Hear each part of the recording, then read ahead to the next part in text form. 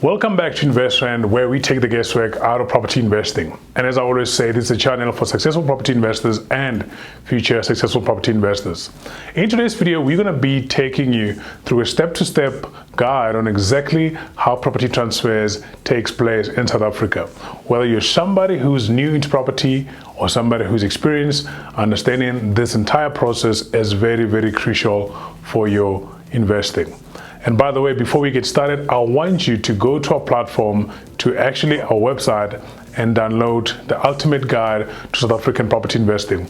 This is a guide or very, very important handbook for every property investor out there who want to make a sound decision when it comes to property investing. We cover topics like this and many more other topics in much more detail. So I want you to go to the website right now and download this guide. And one more disclaimer that I have to bring to you is that we're not attorneys, we're property investors, and this video is for informational purposes only.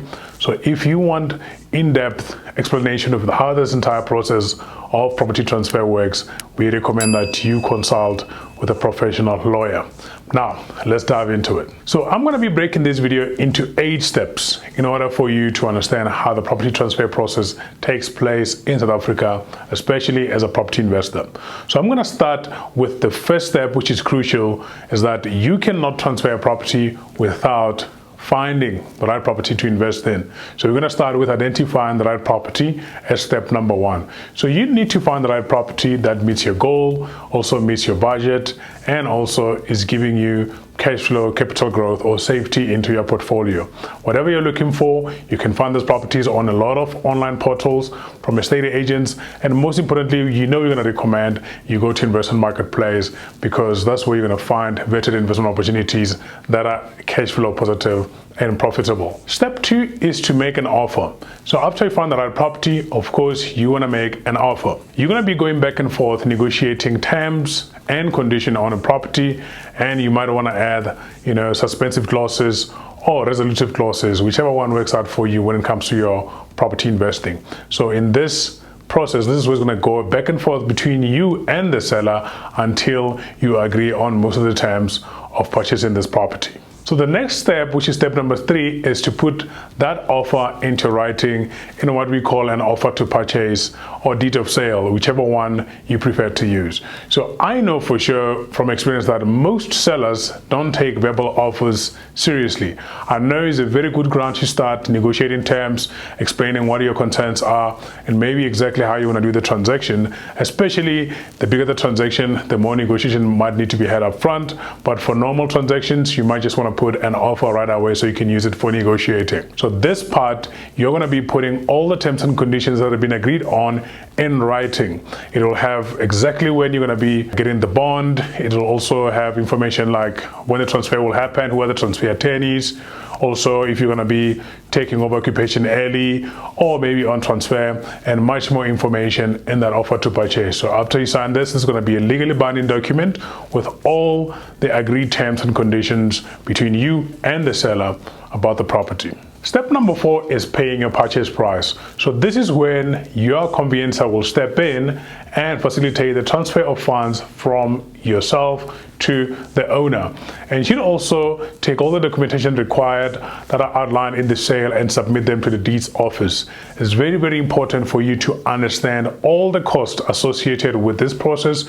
And if you haven't watched the video of the hidden cost when it comes to buying property in South Africa, make sure you catch the video here so you can get a breakdown of all the costs that are associated with this process. Step number 5 is registering your new property. This is where the deeds office becomes your friend in this process, and you guys are going to get married, because the deeds office is responsible for all the property ownership records. Your conveyancer will be submitting all the information she got to the deeds office, and everything checks out. You're going to receive a title deed as a proof of ownership. Step number 6 is involving or including your estate agent or lawyer. I think in these steps, I want to simplify it. If everything does not go well and some information is required, your conveyancer might be working with your estate agent to get more information about the property or the seller directly, so they can make sure that everything goes through. It's not a very vital step in this process. It's just in case everything does not go well and does not check out in the deeds office or does not check out in her process of a submission, then she'll require more information. And that's why having a rockstar agent is very, very important in this process. and making sure that you are getting everything you need in order for a property to get transferred. Step number 7 is very important, is addressing your utility connections. I'm talking about your water and electricity.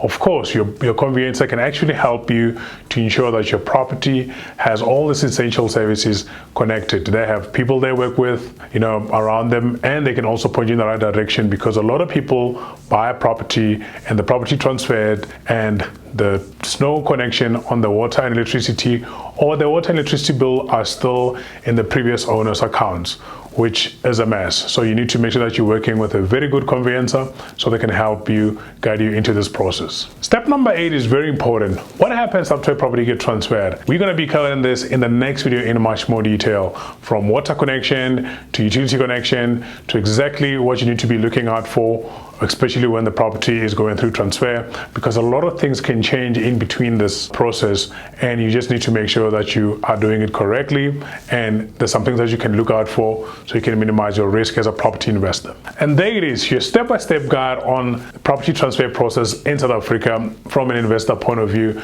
I think as a property investor, it's crucial to understand this entire process, and as you can see, the biggest thing you need to do in this process is to collaborate very closely with your conveyancer in the entire process, because that's very key to your success in this process.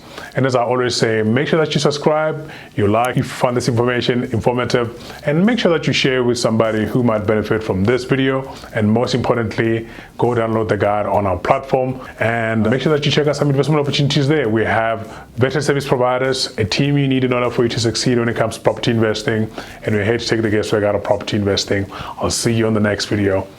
Bye.